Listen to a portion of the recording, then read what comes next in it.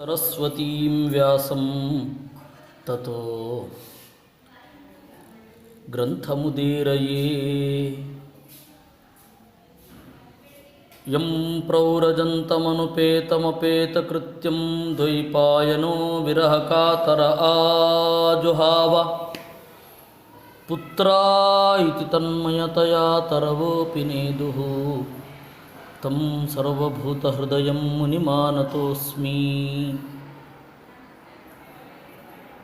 विजानतामवित्तस्य मध्वस्य जगती गुरोः पूर्वाचार्यमहिष्ठानामियं प्रणतिमालिका श्रीशुक उवाच एकदा तु सभामध्ये आस्थितो मुनिभिर्वृतः ब्राह्मणैः क्षत्रियैर्वैश्यैः ಭ್ರಾತೃಭಿಶ್ಚ ಯುಧಿಷ್ಠಿರಃ. ನಾವು ನಿನ್ನೆ 79 ಅಧ್ಯಾಯಗಳನ್ನು ನೋಡಿದ್ವಿ. ಇವತ್ತು 80ನೆಯ ಅಧ್ಯಾಯದ ಆರಂಭ. ಈ ಅಧ್ಯಾಯ ಆರಂಭ ಹೇಗಾಗೋದು ಅಂದರೆ ಏಕದಾ, ಒಮ್ಮೆ. ನಾನು ಯಾವಾಗಲೂ ಹೇಳ್ತಾ ಇರ್ತೇನೆ, ಭಾಗವತದ ಸುಮಾರು ಕಂಸವಧೆ ಆಗೋ ತನಕ ಕ್ರಮವಾಗಿ ಕಥೆಯನ್ನು ಹೇಳಿದ್ದಾರೆ. ಆಮೇಲೆ ಕ್ರಮವಾಗಿ ಕಥೆಯನ್ನು ಹೇಳಲಿಲ್ಲ. ಆದ್ದರಿಂದ ಒಮ್ಮೆ ಅಷ್ಟೇ. ಕೃಷ್ಣನ ಯಾವ ವಯಸ್ಸಿನಲ್ಲಿ ಏನಾಯಿತು ಅಂತನ್ನೋದಕ್ಕೆ ಮಹಾಭಾರತದ ಆದಿಪರ್ವದ 132ನೇ ಅಥವಾ 135ನೇ ಅಧ್ಯಾಯವೇ ನಮಗೆ ಇವತ್ತಿಗೂ ಶರಣು.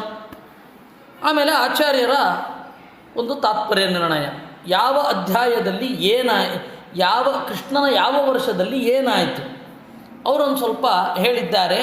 ಅವೆರಡನ್ನು ಜೋಡಿಸ್ಕೊಳ್ಬೇಕು ಅಂತ. ಅದರಿಂದಾಗಿ ಏಕದಾ ಅಂದರು.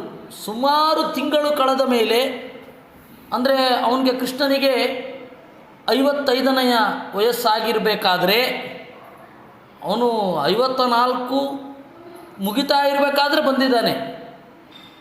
55ನೇ ವಯಸ್ಸಿನ ತನಕ, ಅಂದರೆ ಸುಮಾರು ತಿಂಗಳ ಕಾಲ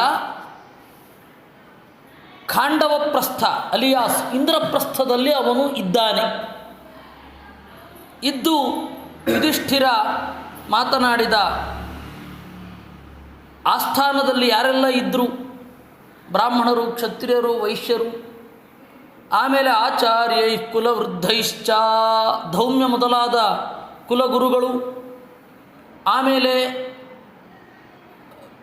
ಬಾಹ್ಲಿಕ ಮೊದಲಾದವರು, ಜ್ಞಾತಿ ಸಂಬಂಧಿ ಬಾಂಧವೈ ಹಿರಿಯರು, ಸರ್ವೇಷಾಮೇವ ಚೈತೇಷಾಂ ಆಭಾಷ್ಯೇದಮುವಾಚ, ಅವರೊಬ್ಬರನ್ನು ಎಲ್ಲರನ್ನೂ ಪ್ರತ್ಯೇಕವಾಗಿ ಸಂಬೋಧಿಸಿ ಮಾತನಾಡಿದ ಅಂತೆ.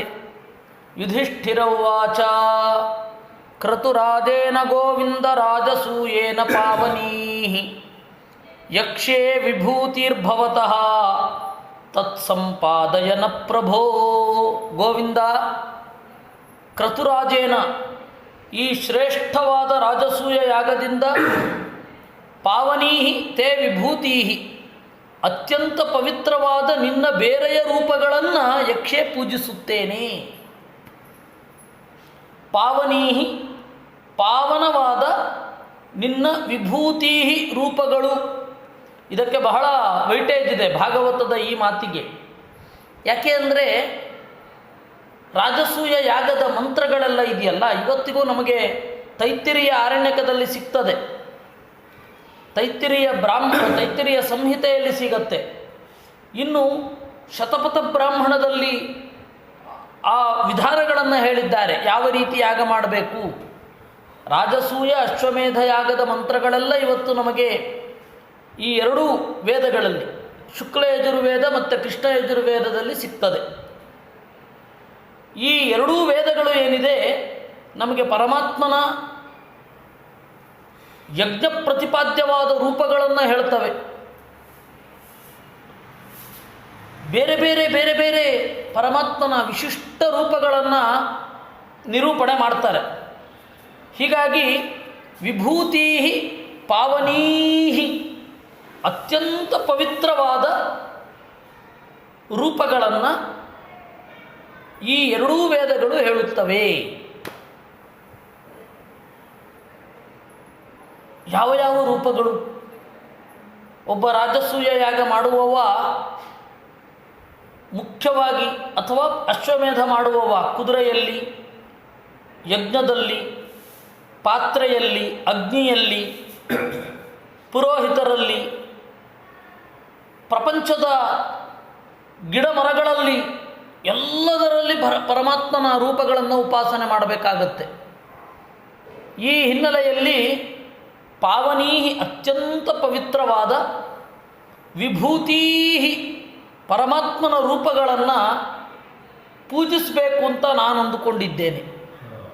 ರಾಜಸೂಯ ಯಾಗದಿಂದ ಮತ್ತು ಅಶ್ವಮೇಧದಿಂದ. ಈ ರಾಜಸೂಯ ಬಹಳ ಸ್ಪೆಷಲ್, ನಿಖಿಲಾತ್ಮಕ ರಾಜಸೂಯೆ ಅಂತಾರೆ.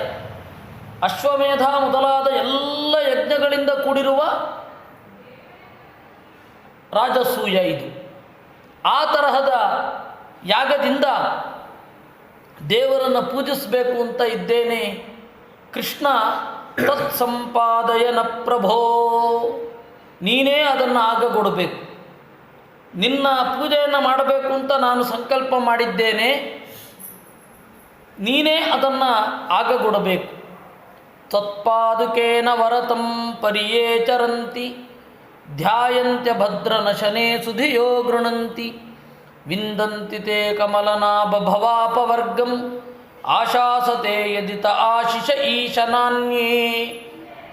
ನಿನ್ನ ಅಡಿದಾವರೆಗಳನ್ನು ಹೊಂದುವ ಪ್ರೀತಿಸುವ ಯೋಗ್ಯತೆ ಬರಬೇಕಾದರೂ ನಿನ್ನ ಸಂಕಲ್ಪವೇ ಕಾರಣ ಆಗಿರುತ್ತೆ. ಯಾರಿಗೆ ನಿನ್ನ ಸಂಕಲ್ಪ ಇರೋದಿಲ್ಲ, ಯಾರು ಉದ್ಧಾರ ಆಗಬೇಕು, ಯಾರು ನನ್ನ ಪೂಜೆ ಮಾಡಬೇಕು ಅಂತ ನಿನ್ನ ಸಂಕಲ್ಪ ಇರೋದಿಲ್ಲ, ಅವರು ಅದನ್ನು ಮಾಡುವುದೇ ಇಲ್ಲ, ಮಾಡಲಿಕ್ಕೆ ಆಗಲ್ಲ. ತದ್ದೇವ ದೇವ ಭವತಶ್ಚರಣಾರವಿಂದ ಸೇವಾನುಭಾವಮಿಹ ಪಶ್ಯತು ಲೋಕಯೇಶಃ ಯೇ ತ್ವಾಂ ಭಜಂತಿ ನ ಭಜಂತಿ ತವೋ ಭಯೇತಾಂ ನಿಷ್ಠಾಂ ಪ್ರದರಚಯ ವಿಭೋ ಕುರುತುಂಜಯಾನಾಂ. ಓ ದೇವತೆಗಳ ದೇವನೇ, ನಿನ್ನನ್ನು ಬೇಡಿಕೊಳ್ತಾ ಇದ್ದೇನೆ. ಸರ್ವಾತ್ಮನಃ ಎಲ್ಲೆಡೆ ಅಂತರ್ಯಾಮಿಯಾಗಿರುವ, ಎಲ್ಲೆಡೆ ವ್ಯಾಪ್ತನಾಗಿರುವ ನಿನ್ನ ಅನುಗ್ರಹ ಈ ಕುರುಕುಲದ ಮೇಲೆ ಆಗಲಿ.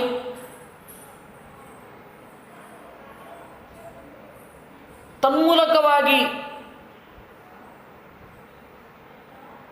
ಕುರುಕುಲದ ಮೇಲೆ ಆಗಲಿ, ತನ್ಮೂಲಕವಾಗಿ ನಿನ್ನ ಸೇವೆ ಮಾಡುವ ಭಾಗ್ಯ ನಮಗೆ ಸಿಗಲಿ. ನೀನೇ ಅನುಗ್ರಹ ಮಾಡಬೇಕು. ಆ ಕಾರಣದಿಂದ ಯೇ ತ್ವಾಂ ಭಜಂತಿ ನ ಭಜಂತ್ಯುತಯೋ ಭಯೇತಾಂ ನಿಷ್ಠಾಂ ಪ್ರದರಚಯ ವಿಭೋ ಕುರುತುಂಜಯಾನಾಂ. ನೀನೇ ನಮ್ಮನ್ನು ಅನುಗ್ರಹಿಸಬೇಕು. ನ ಬ್ರಹ್ಮಣಸ್ವಪರಭೇದಮತಿಸ್ತವ ಸ್ಯಾತ್ ಸರ್ವಾತ್ಮನಸ್ಸಮದೃಶಸ್ವ ಸುಖಾನುಭೂತೇ ಸಂಸೇವಯಾ ತುರತರೋರಿವತೆ ಪ್ರತಾದಃ ಸೇವಾನುರೂಪ ಉದಯೋ ನ ವಿಪರ್ಯಯೋತ್ರ. ನಿನಗೆ ಈ ಯಾಗ ಆಗಲಿ ಅಂತ ಹೇಳಿ ನಿನಗೇನೂ ಇಲ್ಲ. ನನಗೆ ರಾಜಸೂಯ ಯಾಗ ಆಗಲಿ, ಈ ಪೂಜೆಯಿಂದ ನನಗೆ ಸಂತೋಷ ಸಿಗಬೇಕು ಅನ್ನೋ ಉದ್ದೇಶವೇ ನಿನಗಿಲ್ಲ. ಆ ಹಿನ್ನೆಲೆಯಲ್ಲಿ ನ ಬ್ರಹ್ಮಣ ಸ್ವಪರಭೇದ ಮತಿಸ್ತವ ಸ್ಯಾತ್. ಸ್ವಪರಭೇದ ಮತಿ, ಇವರು ನನ್ನವರು, ನನಗೆ ಪೂಜೆ ಮಾಡಲಿ. ಇವರು ಜರಾಸಂಧ ಮೊದಲಾದವರೆಲ್ಲ ವಿದೇಶದವರು, ವಿಪಕ್ಷದವರು, ಅವರು ನನಗೆ ಪೂಜೆ ಮಾಡೋದು ಬೇಡ ಅಂತ ದೇವರಿಗೇನೂ ಇಲ್ಲ. ಗುಣಾನುರೂಪವಾದ ಭಜನೆ ಅಂತನ್ನೋದು ಇರುತ್ತೆ, ಗುಣಾನುರೂಪವಾದ ಪ್ರೀತಿ ಇರುತ್ತೆ. ಅವರವರಿಗೆ ಅವರ ಪ್ರಯತ್ನ, ಅವರ ಗುಣಕ್ಕೆ ಅನುಗುಣವಾದ ಸಿದ್ಧಿ ಅಂತನ್ನೋದು ಇರುತ್ತೆ.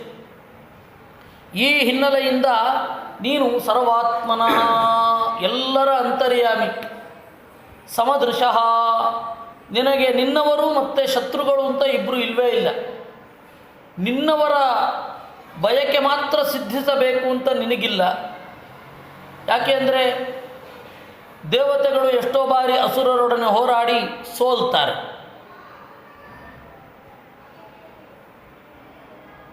ಹಾಗಂತ ಹೇಳಿ ಶತ್ರುಗಳು ಮೇಲ್ಗಡೆ ಬರಬಾರದು ಅಂತಲೂ ಇಲ್ಲ. ಸಮದೃಶಃ ಸಮವಾದ ಪ್ರಜ್ಞೆ, ಸಮವಾದ ದೃಷ್ಟಿ, ಸ್ವಸುಖಾನುಭೂತೇ ಸ್ವರೂಪ ಸುಖದ ಅನುಭೂತಿ ನಿನಗಿದೆ. ಅದರಿಂದಾಗಿ ಯಾರು ಏನಾದರೂ ನಿನಗೆ ಏನೂ ಆಗಬೇಕಾಗಿಲ್ಲ. ನಿನಗೆ ಪೂಜೆ ಮಾಡಲಿಕ್ಕೆ ಹೊರಟಿದ್ದೇವೆ, ನಿನಗೆ ಸಂಕಲ್ಪ ಇದ್ದರೆ ಇವನಿಂದ ಪೂಜೆ ಮಾಡಿಸ್ಬೇಕು ಅಂತ, ನಾನು ಪೂಜೆ ಮಾಡುವಂತೆ ಮಾಡಿಸು ಅಷ್ಟೇ. ಇದು ನಮಗೆ ಅರ್ಥ ಆಗಬೇಕು. ಸಂಸೇವಯಾ ತುರತರೋರಿವತೆ ಪ್ರಸಾದ ಸೇವಾನುರೂಪ ಉದಯೋ ನ ವಿಪರ್ಯಯೋತ್ರ. ಅವರವರಿಗೆ ಅವರವರ ಸೇವೆಗನುಗುಣವಾಗಿ ಫಲವನ್ನು ಕೊಡ್ತೀಯ ಅಷ್ಟೇ ವಿನಃ ನ ವಿಪರ್ಯಯ, ಯಾವತ್ತೂ ಉಲ್ಟಾ ಆಗಲಿಕ್ಕೆ ಸಾಧ್ಯ ಇಲ್ಲ. ಸೇವೆ ಮಾಡದೆ ಹೋದರೂ ಫಲವನ್ನು ಕೊಡೋದು, ಸೇವೆ ಮಾಡಿದ್ರೂ ಫಲವನ್ನು ಕೊಡದೇ ಇರೋದು, ಗುಣ ಇದ್ದರೂ ಅನುಗ್ರಹ ಮಾಡದೇ ಇರೋದು, ದೋಷ ಇದ್ದರೂ ಅನುಗ್ರಹ ಮಾಡೋದು ಅಂತನ್ನುವ ಒಂದು ಪರಿಪಾಠವೇ ನಿನ್ನಲ್ಲಿಲ್ಲ. ಅಂದಮೇಲೆ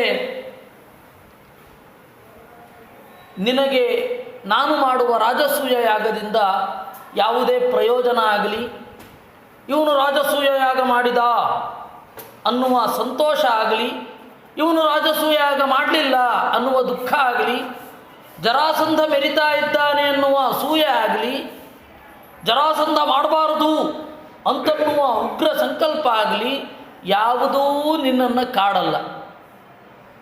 ಸ್ಪರ್ಧೆಯಿಂದ ದೇವರು ಯಾವತ್ತಾದರೂ ಹೋಗೋದುಂಟೆ? ದೇವರು ಯಾರ ಮೇಲೆ ಕಾಂಪೀಟ್ ಮಾಡಬೇಕು?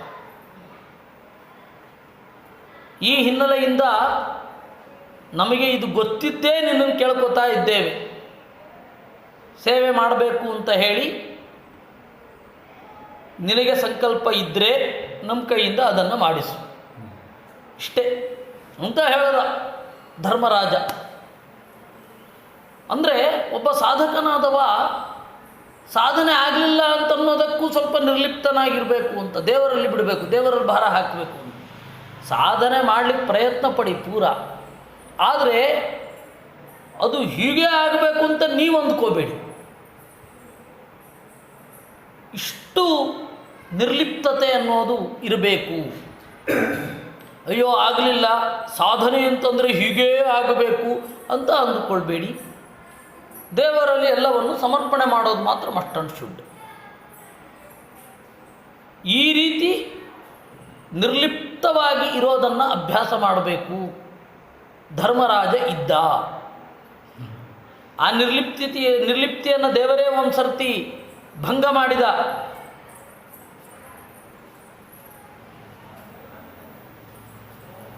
ಆದ್ದರಿಂದ ಆ ನಿರ್ಲಿಪ್ತಿ ಅಂತನ್ನೋದು ತೀರ ಯಥಾರ್ಥ ದೃಷ್ಟಿಕೋನದಲ್ಲಿ ಇರಬೇಕು. ಆ ಹಿನ್ನೆಲೆಯಲ್ಲಿ ದೇವರು ಮಾತನಾಡಿದ, ಪ್ರತಿಕ್ರಿಯಿಸಿದ, ಸಮ್ಯಕ್ ವ್ಯವಸಿತಂ ರಾಜನ್ ಭವತಾ ಶತ್ರುಕರ್ಚನ ಕಲ್ಯಾಣಿ ಏನತೆ ಕೀರ್ತಿ ಲೋಕಾನ್ ಅನುಭವಿಷ್ಯತಿ. ಕೃಷ್ಣ ಹೇಳಿದ, ಸಮ್ಯಕ್ ವ್ಯವಸಿತಂ ರಾಜನ್, ದೊರೆಯೇ ಧರ್ಮರಾಜನೇ ಚೆನ್ನಾಗಿ ನಿಶ್ಚಯ ಮಾಡಿದ್ದಿ. ಕಲ್ಯಾಣಿ ಏನತೆ ಕೀರ್ತಿ, ಇನ್ನು ಮುಂದೆ ಲೋಕದಲ್ಲಿ ರಾಜಸೂಯ ಯಾಗ ಮಾಡಿದವರಲ್ಲಿ ಧರ್ಮರಾಜ ಅಗ್ರಗಣ್ಯ ಅನ್ನುವ ಹೆಸರು ಉಳಿಯುತ್ತೆ.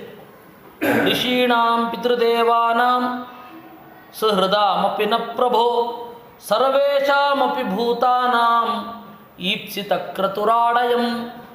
ಲೋಕದ ಇವತ್ತಿನ ಪರಿಸ್ಥಿತಿಯನ್ನು ಹೇಳೋದಾದರೆ, ಈ ರಾಜಸೂಯ ಯಾಗ ಆಗಲಿ ಅಂತ ಹೇಳಿ ಎಲ್ಲರೂ ಕಾಯ್ತಾ ಇದ್ದಾರೆ. ಋಷಿಗಳು ಕಾಯ್ತಾ ಇದ್ದಾರೆ. ಯಾಕೆ ಅಂದರೆ ತತ್ವನಿರ್ಣಯ ಆಗತ್ತೆ. ಆದ್ದರಿಂದ ಯಾಗ ಅಂತಾದರೆ ಸುಮ್ಮನೆ ಕ್ರಿಯಾಕಲಾಪ ಅಲ್ಲ. ಕ್ರಿಯೆ ಮುಗಿಸಿ ಮಧ್ಯಾಹ್ನ ಅನೇಕ ಶಾಸ್ತ್ರಾರ್ಥ ಚರ್ಚೆಗಳು ನಡಿಬೇಕು. ಯಾವುದೇ ಕ್ರಿಯೆಯಲ್ಲಿ ಬೆಳಗ್ಗೆ ಕ್ರಿಯೆ ಆಗಿ 3 ಸವನ ಇರುತ್ತೆ. ಯಾವುದೇ ಯಜ್ಞದಲ್ಲಿ 3 ಸವನ, ಪ್ರಾತಃ ಸವನ, ಮಾಧ್ಯಂದಿನ ಸವನ, ಸಾಯಂ ಸವನ ಅಂತ. ಈ ಸವನಗಳೆಲ್ಲ ಆದಮೇಲೆ ಶಾಸ್ತ್ರಾರ್ಥ ಚರ್ಚೆಗೆ ಬರಬೇಕು, ಶಾಸ್ತ್ರದ ಚರ್ಚೆ ಆಗಬೇಕು. ಅದು ಯಜ್ಞದ ಪ್ರಯೋಜನ. ಮತ್ತು ಆವಾಗ ಯಜ್ಞದ ಹಿನ್ನೆಲೆಯಿಂದ ಯಾರ್ಯಾರು ಸೇರ್ತಾರೆ ಅವರೆಲ್ಲ ತಮ್ಮಲ್ಲಿ ಇರುವ ವಿದ್ಯೆಯನ್ನು ವಿನಿಮಯ ಮಾಡಿಕೊಳ್ಳುವ ಒಂದು ದೊಡ್ಡ ಕೇಂದ್ರ. ಶ್ರಾದ್ದದಲ್ಲಿ ಕೂಡ ಬೆಳಗ್ಗೆ ಪೂಜೆ ಮುಗಿಸಿ ಬೆಳಗ್ಗೆ ಶ್ರಾದ್ದ ಮಾಡಿ ಮಧ್ಯಾಹ್ನ ಶಾಸ್ತ್ರಾರ್ಥ ವಿನೋದದಿಂದ ಕಾಲ ಕಳಿಬೇಕು ಅಂತ ಹೇಳ್ತಾರೆ. ಇರೋದದು ಶಾಸ್ತ್ರಾರ್ಥ ವಿನೋದದಿಂದ ಕಾಲ ಕಳೆಯತಕ್ಕದ್ದು ಅಂತ. ಈ ಹಿನ್ನೆಲೆಯಲ್ಲಿ ಋಷಿಗಳು ಬಯಸ್ತಾರೆ. ಎರಡನೆಯದ್ದು ಪಿತೃದೇವಾನಾಂ. ಪಾಂಡು ಮೊದಲಾದವರು ಈ ಯಾಗವನ್ನು ಮಾಡಬೇಕು ಅಂತ ಬಯಸ್ತಾ ಇದ್ದಾರೆ. ಯಾಕೆ ಅಂದರೆ ಇಂತಹ ಪಾಂಡವರಿಗೆ ಜನ್ಮ ಕೊಟ್ಟದ್ದರಿಂದ ಪಾಂಡುರಾಜ ಇಂದ್ರಲೋಕಕ್ಕೆ ಮುಂದೆ ಹೋಗ್ತಾನೆ. ಹೀಗೆ ಮಾತನಾಡಿದಾಗ ಅವನು ಯಮಲೋಕದಲ್ಲಿ ಇದ್ದ. ಪಾಂಡವರು ಮಾಡಿದ ಪುಣ್ಯದಿಂದ ಇಂಥವರಿಗೆ ಜನ್ಮ ಕೊಟ್ಟನಲ್ಲ, ಆ ಪುಣ್ಯದಿಂದ ಅವನು ಇಂದ್ರಲೋಕಕ್ಕೆ ಹೋಗ್ತಾನೆ. ಅದರಿಂದಾಗಿ ಎಲ್ಲ ಪಿತೃಗಳು ಇದನ್ನು ಬಯಸ್ತಾ ಇದ್ದಾರೆ. ಇನ್ನು ಸುಹೃದಾಮಪಿ ನ ಪ್ರಭೋ, ನಮ್ಮೆಲ್ಲ ಸುಹೃತ್ಗಳು ಅಂದರೆ ನನ್ನ ಹೆಂಡತಿಯರ ವಿವಾಹ ಬಾಂಧವರು ಈ ಒಂದು ಯಾಗ ಆಗಬೇಕು ಅಂತ ಬಯಸ್ತಾ ಇದ್ದಾರೆ. ಸುಮ್ಮನೆ ಹೋಗಿ ಬಿಡು ಅನ್ನೋದಕ್ಕಿಂತ ಒಂದು ವೈಚಾರಿಕವಾದ ಸಂಘರ್ಷ ಆಗಬೇಕು. ನಾನು ವೈದಿಕವಾದ ಯಾಗ ಮಾಡ್ತಾ ಇದ್ದೇನೆ, ಜರಾಸಂಧ ನೀನು ಅವೈದಿಕವಾದ ಯಾಗ ಮಾಡ್ತಾ ಇದ್ದಿ, ನಮ್ಮಿಬ್ಬರ ಬಲ ಪರೀಕ್ಷೆ ಮಾಡೋಣ, ಯಾವುದು ನಡಿಬೇಕೋ ಅದು ನಡೀಲಿ ಅಂತ ಒಂದು ಥಿಯರಿಯ ಪರೀಕ್ಷೆ ಆಗತ್ತೆ. ವೇದ ಮತ್ತು ವೇದ ವಿರುದ್ಧವಾದ ವಾದ, ವೇದವಾದ ಮತ್ತು ವೇದ ವಿರುದ್ಧವಾದ ಎರಡೂ ಕೂಡ ಮುನ್ನೆಲೆಗೆ ಬರುತ್ತೆ. ಅದನ್ನು ನಮ್ಮೆಲ್ಲ ಅನಿಮಿತ್ತ ಬಂಧುಗಳು ಕೂಡ ಚಿಂತನೆ ಮಾಡ್ತಾ ಇದ್ದಾರೆ.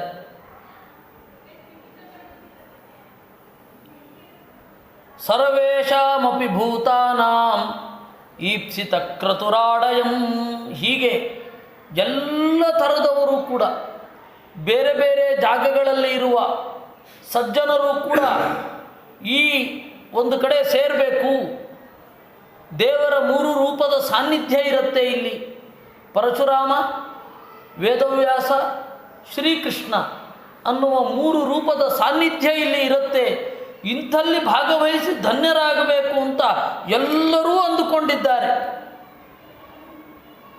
ಆದ್ದರಿಂದ ಇದನ್ನೆಲ್ಲ ಮನಸ್ಸಲ್ಲಿ ಇಟ್ಟುಕೊಂಡು ದೇವರು ಹೇಳಿದ ಋಷಿಗಳಿಗೆ, ಪಿತೃಗಳಿಗೆ, ದೇವತೆಗಳಿಗೆ, ನಮ್ಮ ಎಲ್ಲ ಸ್ನೇಹಿತರಿಗೆ ಮತ್ತು ಎಲ್ಲ ಸಜ್ಜನರಿಗೆ ಈ ಯಾಗ ಆಗಬೇಕು ಅಂತ ಇದೆ. ಎಲ್ಲರ ಸಾಧನೆಗೆ ಇದು ಪೋಷಕ. ವೇದವ್ಯಾಸರು ಮತ್ತು ಪರಶುರಾಮ ಪ್ರಾಶ್ನಿಕರಾಗ್ತಾರೆ. ಅನೇಕ ಋಷಿಗಳ ವಾದ ನಡೀತು ಅಂತ ಹೇಳ್ತಾರೆ. ಹೀಗಾಗಿ ಈ ಯಾಗ ಆಗಬೇಕು, ಎಲ್ಲರ ಒಳಿತಿಗೆ ಇದು ಕಾರಣ.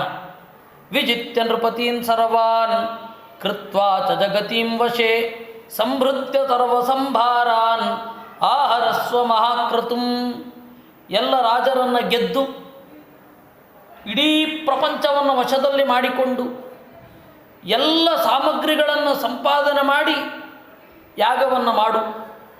ಏತೇ ತು ಭ್ರಾತರೋ ರಾಜನ್ ಲೋಕಪಾಲಾಂಚ ಸಂಭವಾ ವಶೇಸ್ಮಿ ತವ ತಾತಾಹಂ ದುರ್ಜಯೋ ಯೋ ಕೃತಾತ್ಮಭಿಃ. ಇನ್ನು ನಿನ್ನ ತಮ್ಮಂದಿರು ಎಲ್ಲರೂ ಲೋಕಪಾಲಕರ ಅಂಶದಿಂದ ಬಂದವರು, ಅವರಿಗೆ ಶಕ್ತಿ ಇದೆ, ಇಡೀ ಪ್ರಪಂಚವನ್ನು ಗೆದ್ದುಕೊಂಡು ಬರ್ತಾರೆ. ಒಂದೊಂದು ದಿಕ್ಕಿನಲ್ಲಿ ಒಬ್ಬೊಬ್ಬರನ್ನ ಗೆದ್ದುಕೊಂಡು ಬರಲಿ ಕಳಿಸು. ನ ಕಶ್ಚಿನ್ ಮತ್ಪರಂ ಲೋಕೆ ತೇಜಸ ಯಶಶಾಸ್ತ್ರೀಯ ವಿಭೂತಿಭಿರ್ನಾಭಿಭವೇತ್ ದೇವೋಪಿ ಕಿಮು ಪಾರ್ಥಿವಾ. ನನ್ನ ವಿಶೇಷ ಸನ್ನಿಧಾನ ಇದೆ. ದೇವತೆಗಳನ್ನು ಗೆಲ್ತಾರಂತೆ ನಿನ್ನ ತಮ್ಮಂದಿರು, ಇನ್ನು ಈ ಮನುಷ್ಯರನ್ನು ಗೆಲ್ಲೋದಿಲ್ವಾ, ರಾಜರನ್ನು?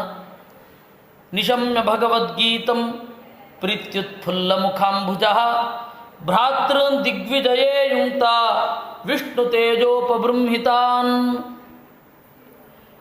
ದೇವರು ಹೇಳಿದ್ದನ್ನು ಕೇಳಿ ಧರ್ಮರಾಜನಿಗೆ ಭಾರಿ ಖುಷಿಯಾಗಿ ಎಲ್ಲ ತಮ್ಮಂದಿರನ್ನು ದಿಗ್ವಿಜಯೇ ನ್ಯಯುಂಕ್ತ, 4 ದಿಕ್ಕುಗಳನ್ನು ಗೆದ್ದುಕೊಂಡು ಬನ್ನಿ ಅಂತ ಕಳುಹಿಸಿದ. ಪೂರ್ವ ದಿಕ್ಕನ್ನು ಗೆದ್ದುಕೊಂಡು ಬಂದದ್ದು ಭೀಮಸೇನ.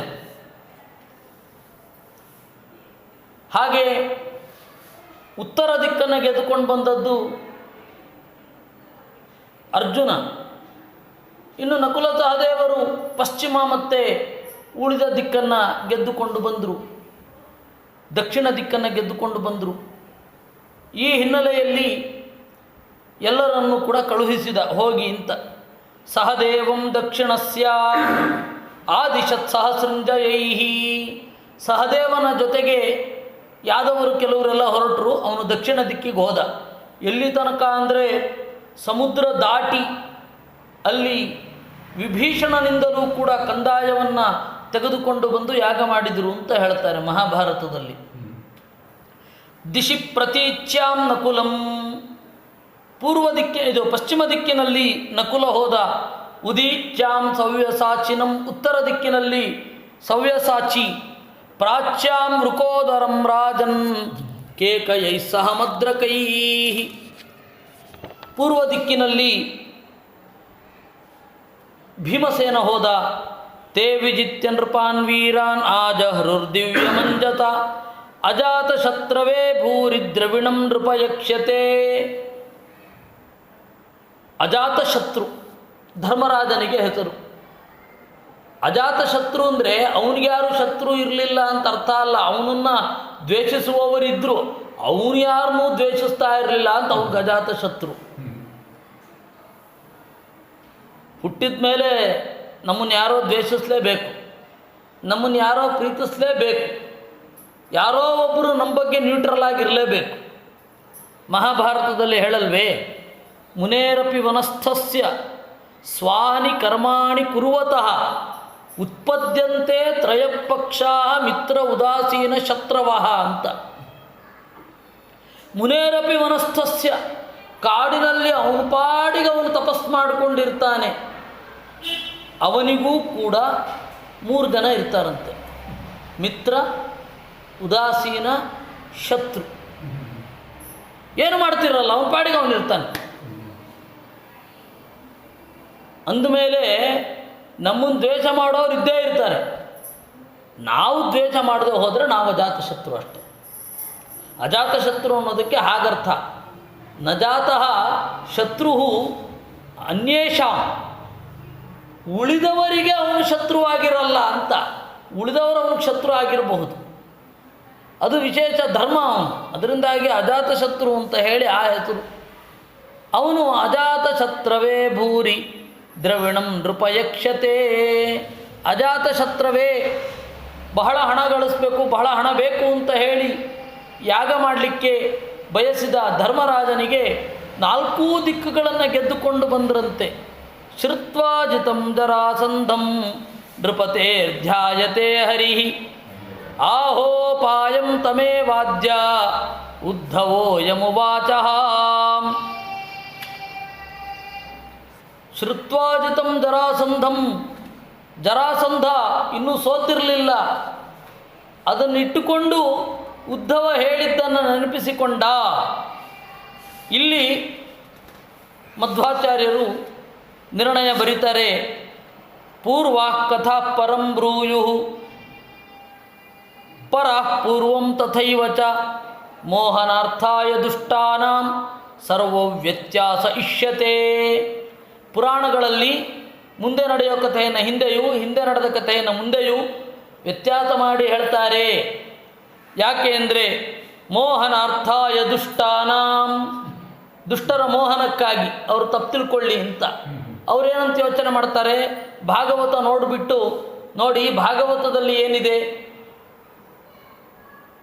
4 ಜನ ಪಾಂಡವರ ದಿಗ್ವಿಜಯ ಆದ ಮೇಲೆ ಜರಾಸಂಧನನ್ನು ಸೋಲಿಸಿದ ಕಥೆ ಇದೆ. ಮಹಾಭಾರತದಲ್ಲಿ ಜರಾಸಂಧನನ್ನು ಸಾಯಿಸಿದ ಮೇಲೆ ದಿಗ್ವಿಜಯ ಮಾಡಿದರು ಅಂತಿದೆ. ಒಂದೊಂದು ಕಡೆ ಒಂದೊಂದು. ಅದರಿಂದಾಗಿ ಯಾವುದೂ ನಡೆದಿಲ್ಲ ಅಂತ ಅನ್ಕೊಂಡ್ಬಿಡ್ತಾರೆ. ಇರೋದು ಅದೇ ಪ್ರಾಬ್ಲಮ್. ಅದಕ್ಕೆ ಹೇಳಿದ್ರು ಹಾಗೆ ತಪ್ಪು ತಿಳ್ಕೊಳ್ಳಿ ಅಂತಲೇ ವೇದವ್ಯಾಸರು ವ್ಯತ್ಯಾಸ ಮಾಡಿ ಬರೆದದ್ದು ಅಂತ. ಯಾಕೆ ಅಂದರೆ ಜ್ಞಾನ ಕೊಡೋದು ಹೇಗೆ ದೇವರ ಸಂಕಲ್ಪವೋ, ಅಜ್ಞಾನ ಕೊಡೋದು ದೇವರ ಸಂಕಲ್ಪ. ಅದರಿಂದಾಗಿ ಹೇಳ್ತಾರೆ ರೀತೀನಾಂ ಶತಮೇವಚ ಅಂತ. 7 ರೀತಿಗಳುಂಟು ಕಥೆಯನ್ನು ಹೇಳುವ 7 ರೀತಿಗಳು. ವ್ಯತ್ಯಾಸ, ಪ್ರಾತಿಲೋಮ್ಯಂ, ಗೋಮೂತ್ರಿ, ಪ್ರಘಸ, ಉಕ್ಷಣ, ಸುಧುರ, ಸಾಧು. ವ್ಯತ್ಯಾಸ ಅಂತಂದರೆ ಪುರುಷ ವ್ಯತ್ಯಾಸ ಮಾಡಿ ಕಥೆ ಹೇಳಿಬಿಡೋದು.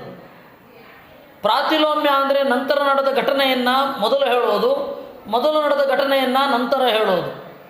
ಗೋಮೂತ್ರಿ ಎತ್ತು ಉಚ್ಚ ಹೂವಿದ ಹಾಗೆ ಕಥೆಯನ್ನು ಹೇಳ್ಕೊಂಡು ಹೋಗೋದು. ಅದು ಜಿಗ್ಜ್ಯಾಗ್ ಟೈಪಲ್ಲಿ ಇರುತ್ತೆ. ಪ್ರಘಸ ಹಸು ಮೇಯ್ದ ಹಾಗೆ ಕಥೆಯನ್ನು ಹೇಳೋದು. ಇಲ್ಲೊಂದು ಸ್ವಲ್ಪ, ಅಲ್ಲೊಂದು ಸ್ವಲ್ಪ, ಅಲ್ಲೊಂದು ಸ್ವಲ್ಪ, ಅಲ್ಲೊಂದು ಸ್ವಲ್ಪ ಮೇಯುತ್ತೆ ಹಸು. ಎಲ್ಲ ಒಂದು ಕಡೆಯಿಂದ ಅದು ಕತ್ತೆ ಮಾತ್ರ ಮಾಡೋದು, ಒಂದು ಕಡೆಯಿಂದ ಮೇಯ್ಕೊಂಬಂದ್ಬಿಡುತ್ತೆ. ಇದು ಆಗಲ್ಲ, ಪ್ರಘಸ.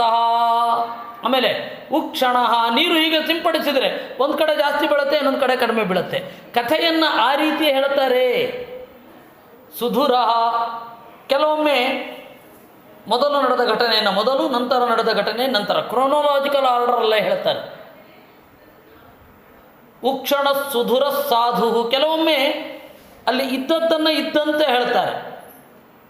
ಹೀಗೆ ಇದು 7 ರೀತಿ. ಇವುಗಳ ಪರ್ಮಿಟೇಷನ್ ಕಾಂಬಿನೇಷನ್ನು 100 ಆಗುತ್ತೆ. ಇನ್ನು ಭಾಷೆ, ಸಮಾಧಿ, ಗುಹ್ಯ, ದರ್ಶನ, ಇದರ ಪರ್ಮಿಟೇಷನ್ ಕಾಂಬಿನೇಷನ್ 9 ಆಗುತ್ತೆ. ಸಮಾಧಿ ಸಮಾಧಿ ಸಮಾಧಿ, ಸಮಾಧಿ ಗುಹ್ಯ ಗುಹ್ಯ, ಈ 3ರ 3 9. ಈ 9ರ ಮತ್ತೆ 9 81 ರೀತಿ ಇದೆ ಕಥೆ ಹೇಳೋ ಸ್ಟೈಲು. ಅದರಿಂದಾಗಿ ಮಧ್ವಾಚಾರ್ಯರು ಹೇಳಿದ್ದು ಮತ್ತು ತ್ರಿವಿಕ್ರಮ ಪಂಡಿತರು ಹೇಳೋದು ಭಾಷಾತ್ರಯಂ ನ ಜಾನೀತೆ ರೀತೀನಾಂ ಶತಮೇವಚ ಪುರಾಣಾರ್ಥಂ ವದನ್ಯಾತಿ ನರಕಂ ನಾತ್ರ ಸಂಚಯ ಅಂದರು.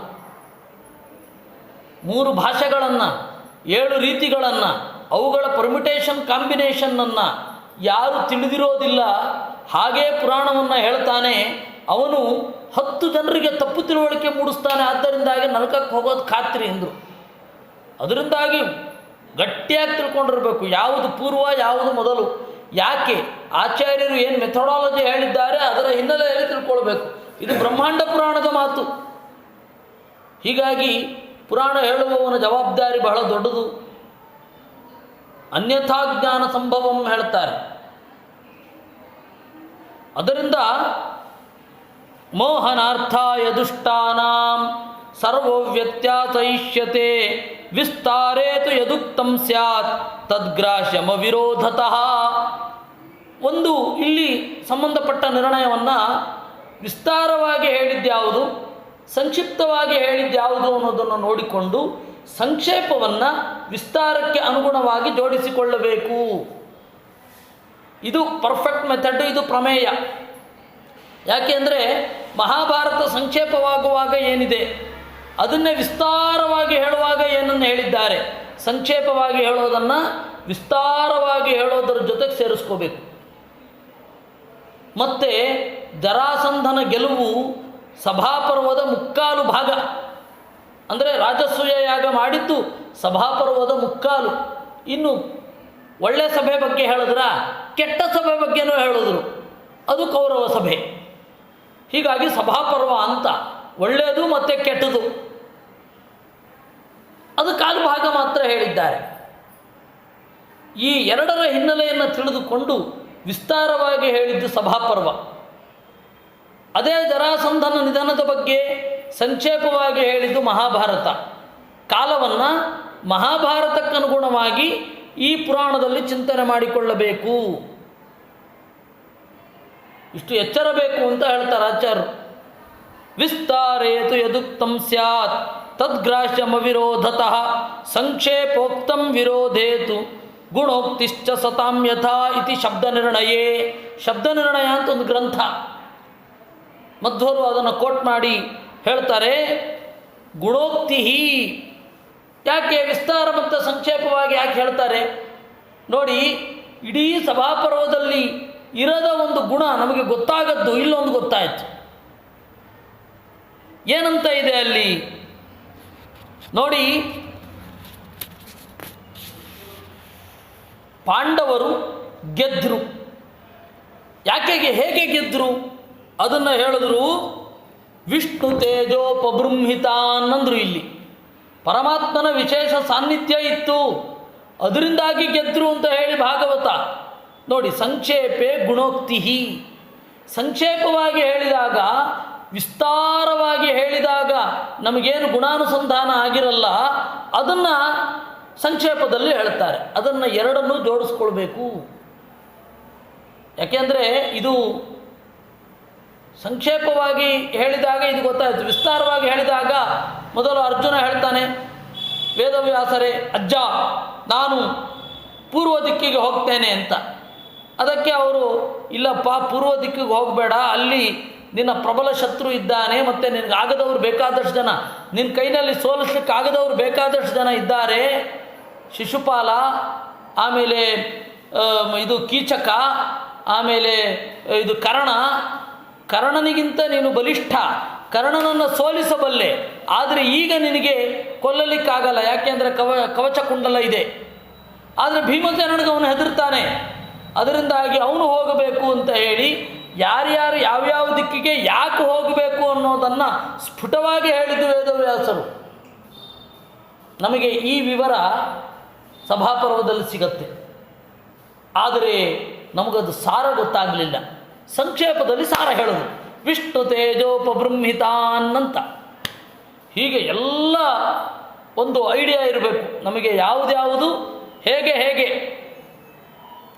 ಇಲ್ಲ ಅಂತ ಹೇಳಿದ್ರೆ ನಮಗದು ಐಡಿಯಾವೇ ಬರಲ್ಲ, ಯಾಕೆ ಹೀಗೆ ಅಂತ. ಮಹಾಭಾರತ, ಭಾಗವತ, ವಿಷ್ಣು ಪುರಾಣ, ನಾರದ ಪಂಚರಾತ್ರ, ವಿಷ್ಣು ಸಂಹಿತೆ, ಆಮೇಲೆ ಎಲ್ಲವನ್ನು ಒಟ್ಟಿಗೆ ಇಟ್ಕೊಂಡು ಭಾಗವತ, ಎಲ್ಲ ಹರಿವಂಶ ಎಲ್ಲವನ್ನು ಒಟ್ಟಿಗೆ ಇಟ್ಟುಕೊಂಡು ಆಚಾರ್ಯರ ನಿರ್ಣಯ ನೋಡಬೇಕು. ಈ 5-6 ಗ್ರಂಥಗಳನ್ನು ಒಟ್ಟಿಗೆ ನೋಡದಿದ್ದರೆ ನಾವು ಜಾರಿ ಬೀಳೋದೇ ಹೌದು. ವಿತೌಟ್ ಸ್ಪೆಕ್ ಆಫ್ ಡೌಟ್ ನಾವು ಬೀಳ್ತೇವೆ. ಹೀಗಾಗಿ ನಾವು ಚಿಂತನೆ ಮಾಡಬೇಕು. ಹೀಗೆ ಎಷ್ಟು ಸಮಸ್ಯೆ ಅಂತ ಹೇಳಿದ್ರೆ, ಈ ಮಹಾಭಾರತ ತಾತ್ಪರ್ಯ ನಿರ್ಣಯವನ್ನು ನಮ್ಮ ವಿದ್ಯಾಪೀಠಗಳಲ್ಲಿ ಬಾಲಕರಿಗೆ ಕಥೆ ಪರಿಚಯ ಮಾಡಿಕೊಡ್ಲಿಕ್ಕೆ ಇದನ್ನು ಹೇಳ್ತಾರೆ. ಕಥೆ ಪರಿಚಯಕ್ಕೆ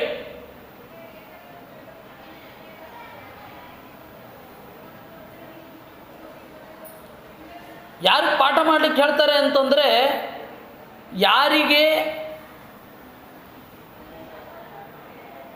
ಯಾರು ಸಾಮಾನ್ಯ ಕ್ಯಾಲಿಬರ್ ಅಂತ ಇರುತ್ತಲ್ಲ, ಇವರು ಪರವಾಗಿಲ್ಲ ಅಂತ ಯಾರಿಗಿರುತ್ತೆ ಅವ್ರಿಗೆ ಮಾತ್ರ, ಸಾಮಾನ್ಯ ಕ್ಯಾಲಿಬರ್ ಇರುವವರಿಗೆ ಹೇಳಿಸ್ತಾರೆ. ಒಳ್ಳೆ ವಿದ್ವಾಂಸರು ಅಂತ ಹೇಳಿ ಯಾರಿಗಿರುತ್ತಲ್ಲ ಅವ್ರ ಕೈಯಲ್ಲಿ ಪಾಠ ಹೇಳಿಸೋಲ್ಲ. ಇದನ್ನು ಎಲ್ಲಿಗೆ ಹೋಗಬೇಕು ನಾವು? ಏನು ಮಕ್ಕಳಿಗೆಲ್ಲ ಯಾವ ಐಡಿಯಾ ಬರಬೇಕು? ಮಧ್ವ ವಿಜಯವನ್ನು ಅಷ್ಟೇ, ಅದು ಎಲ್ಲ ಗ್ರಂಥ ಆದಮೇಲೆ ಮಾಡಬೇಕು. ಎಲ್ಲ ಗ್ರಂಥ ಆದಮೇಲೆ ಮಾಡಬೇಕು. ಪುಟ್ಟ ಮಕ್ಕಳಿಗೆ ಮಾಡ್ತಾರೆ, ಏನು ಅರ್ಥ ಆಗಬೇಕು? ಬಹಳ ಕಷ್ಟ. ಇವೆರಡರ ಒಳ್ಳೆಯ ವ್ಯಾಖ್ಯಾನಗಳೇ ಇಲ್ಲ. ಭಾಗವತ ತಾತ್ಪರ್ಯಕ್ಕಾಗಲಿ ಮಹಾಭಾರತ ತಾತ್ಪರ್ಯ ನಿರ್ಣಯಕ್ಕಾಗಲಿ ಒಳ್ಳೆಯ ವ್ಯಾಖ್ಯಾನ ಅಂತ ಒಂದಿಲ್ಲ. ಇದ್ದ ವ್ಯಾಖ್ಯಾನಗಳು ಯಾವುದು ನೆಟ್ಟಿಗಿಲ್ಲ. ಇದು ಫ್ಯಾಕ್ಟ್. ಇದು ಪ್ರಚಂಡ ಬುದ್ಧಿವಂತರು ಅಂತ ಅನ್ನಿಸಿಕೊಂಡವರು ಇದಕ್ಕೆ ವ್ಯಾಖ್ಯಾನ ಬರೀಲಿಲ್ಲ. ವ್ಯಾಸತೀರ್ಥರಾಗಲಿ ರಾಘವೇಂದ್ರ ಸ್ವಾಮಿಗಳಾಗಲಿ ವ್ಯಾಖ್ಯಾನ ಬರೀಲಿಲ್ಲ. ಬರೆದವ್ರದ್ದು ಚೆನ್ನಾಗಿಲ್ಲ. ಈ ಹಿನ್ನೆಲೆಯಲ್ಲಿ ನಾವೇ ಸ್ವತಂತ್ರವಾಗಿ ಅಧ್ಯಯನ ಮಾಡಬೇಕಾದ ಪರಿಸ್ಥಿತಿ ಇದೆ. ಈ ವ್ಯಾಖ್ಯಾನಗಳನ್ನೆಲ್ಲ ನೆಚ್ಕೊಂಡ್ರೆ ಏನೂ ಬೋಧ ಬರಲ್ಲ. ಹೀಗಾಗಿ ನಿರೂಪಣೆ ಮಾಡಬೇಕು, ನಾವೇ ನೋಡ್ಕೊಳ್ಬೇಕು, ನಾವೇ ಪ್ರಯತ್ನ ಪಡಬೇಕು, ನಾವೇ ನಮ್ಮ ಎಫರ್ಟ್ ಹಾಕಬೇಕು.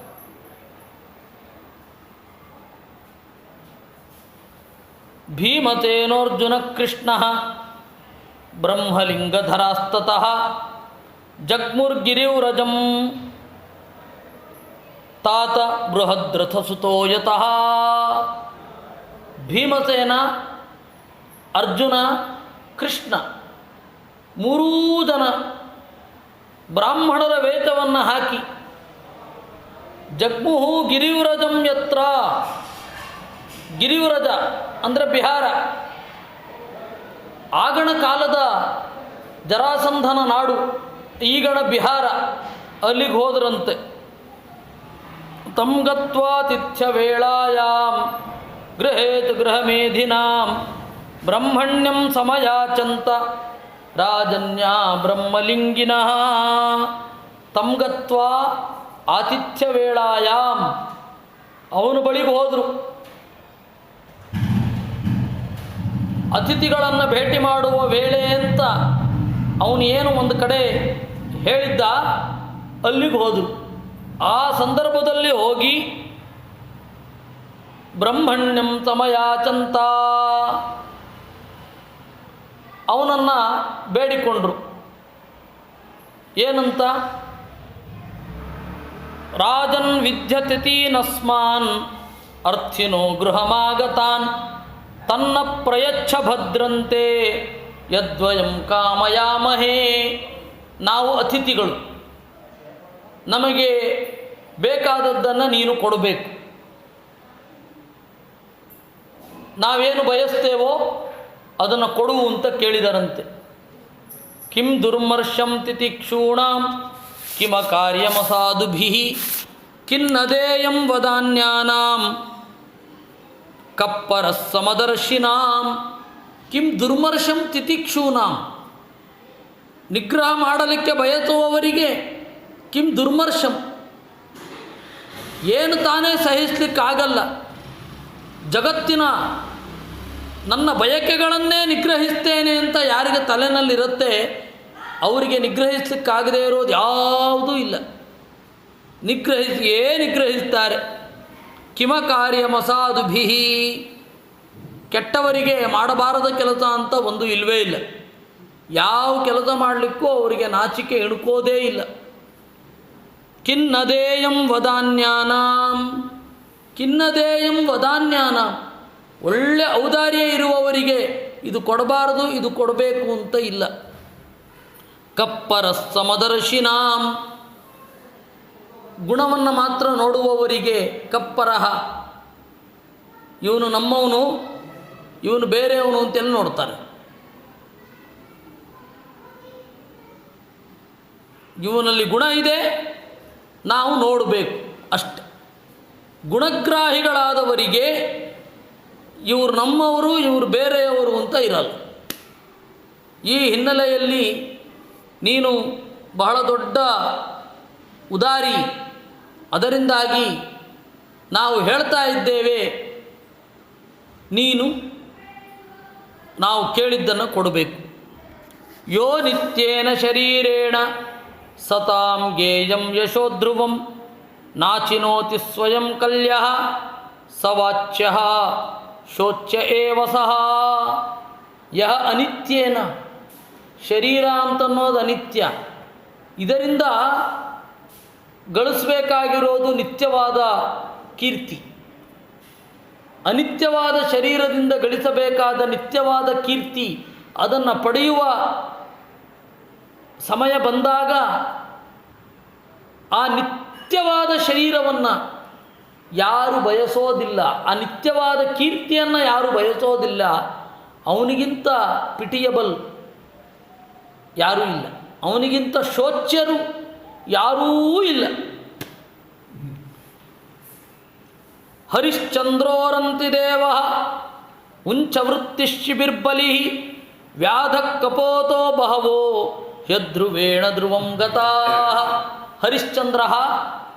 ಹರಿಶ್ಚಂದ್ರ ಅವನು ಬಹಳ ವಿಚಿತ್ರ ಕೆಲಸಗಳನ್ನು ಮಾಡಿದವ.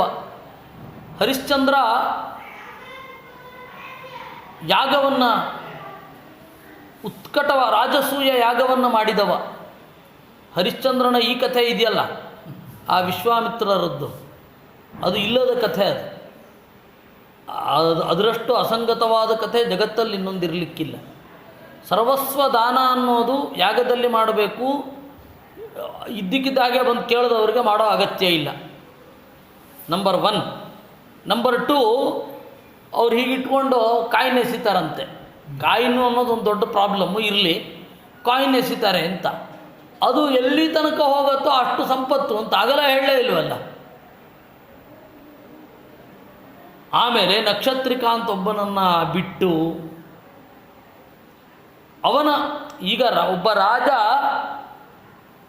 ಕೊಡಬೇಕು ಅಂತಂದರೆ ಕಿತ್ಕೊಂಡೇ ಕೊಡಬೇಕು, ಯಾರಿಗೇ ಆಗಲಿ.